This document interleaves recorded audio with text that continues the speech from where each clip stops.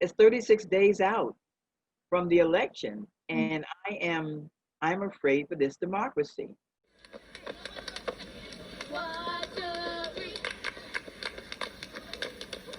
Pick up your feet. Pick them up. We feel powerless.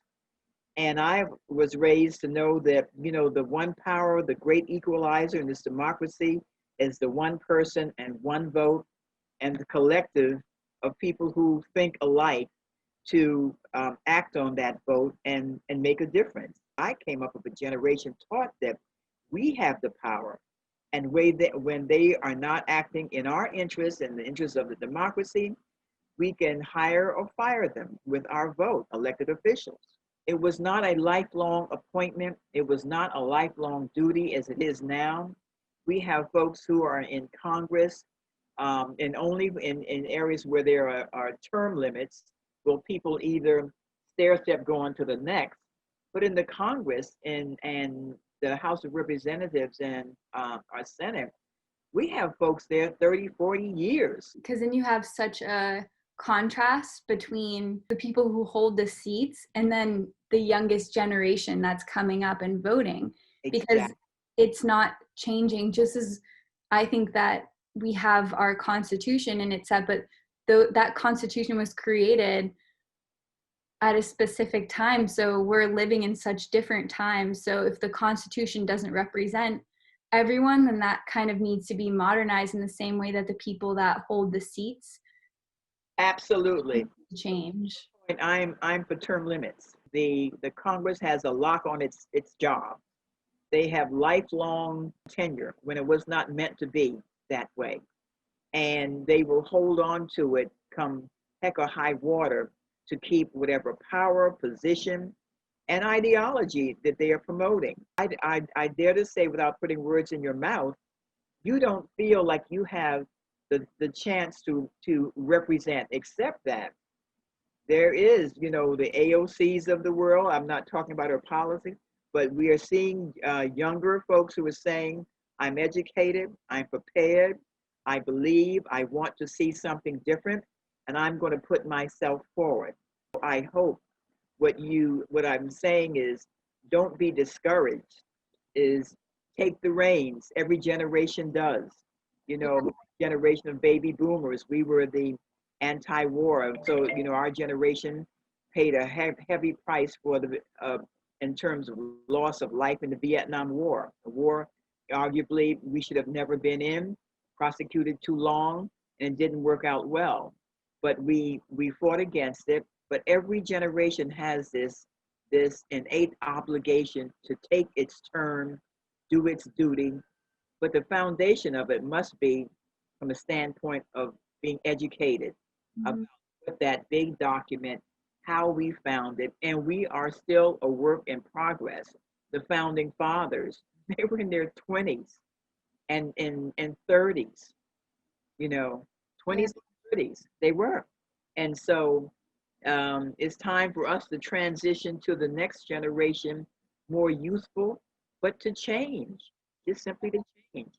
But they're going to go kicking and screaming. And so we've got to do a structural change. And I just suggest term limits. And someone would say, a friend of mine, when I started talking about term limits years ago, she said, well, that's for the election. I said, that's for the election if we, the people, have the power, but we don't. When you get elected by money, we don't have money on our side, it ain't going to happen.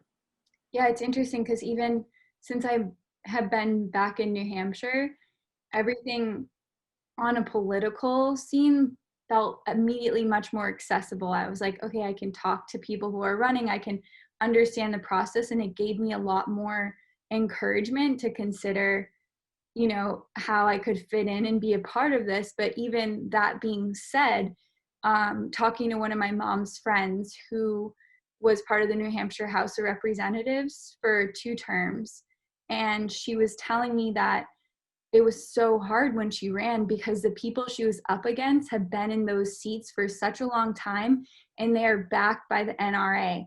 They are backed by super PAC money. So for her to go up against that, running as a Democrat, she's like, I have to have at the very least $20,000. She was putting her signs next to their signs so that she had the name association. And Oh, terrific. That, yeah. we were talking about earlier, just for my generation and feeling discouraged by politics, or that like we can't make a difference, just when you think about what it takes to run.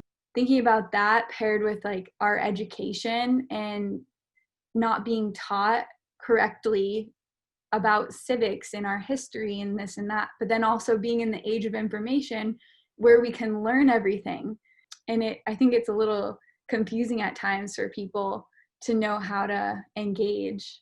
Well, you know what it is, because when you think of what's available on the internet, I mean, you can Google anything, but there's nothing like the structure of being taught a system, a start and an end. You know, it is not fair to anyone to have to learn the way forward in anything by Googling. I remember in the 3rd grade, my teacher, Mrs. Talbot, living in New York State, we had that black and white book where we did the 62 counties of New York State. This is 3rd grade. 62 counties, the economy, the businesses, the political structure, the different offices, and all of these kinds of things. You learn the branches of government, and from 3rd grade on up. I was the GO rep, general organization rep for my class. That's the first experience with voting. You voted, your classmates voted for 1 or 2 or 3 who were vying for this spot. That was the first sense, and maybe then it was more a popularity contest. I don't even remember what it was, but I was elected. And that gives you the notion of we the people and to be elected. There is no such thing like that now. Yeah, I had sort of like a unique experience, I think, and it was only because I chose to be part of it. But we had a club called Youth in Government. So you had the opportunity, and it actually, we ended up spending a weekend at the courthouse in New Hampshire at all the public offices. And so we formed groups, we wrote bills. Then we went there that weekend with students from high schools all over the state. And everyone, we elected our Congress, our representatives, and our governor, our student governor. So this was something we were doing in high school. So it was all high school students, and then had to present our bills and vote on them and everything. So it was really hands-on. And I didn't realize how rare that is until I started talking with my friends and I was telling them about that. Just thinking back on how you and I met through Todd, and you invited me to the fundraiser for Lucy Macbeth, that experience, like having somebody who kind of ushers you in and says, hey, these people, like you were saying earlier, they're just the same as you, and they all started off the same way. You know, we all have these pivotal moments in our life that shift our gears and send us in a new direction, and that one was also so impactful, just seeing and speaking to someone firsthand and hearing their story. Yeah. Your story, like Lucy Macbeth,